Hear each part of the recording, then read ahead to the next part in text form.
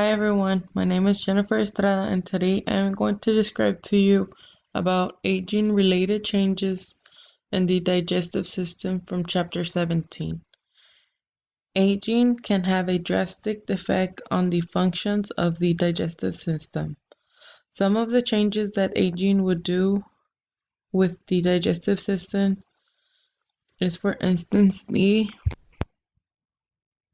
large intestine. Well, some of the changes for the large intestine is the rectum enlarged. Constipation becomes more common. Also, the frequent use of drugs can cause even more constipation. This structure contains less smooth muscle.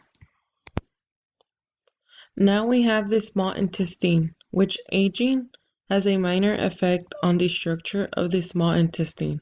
However, some of the changes are lactose levels decrease, which will lead up to intolerance of dairy products.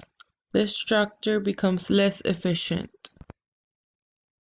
Currently, we have the stomach, which reduces the elasticity of the stomach walls with most adults.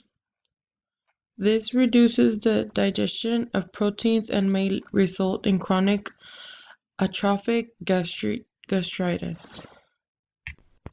Here we have some more examples of aging-related changes in the digestive system.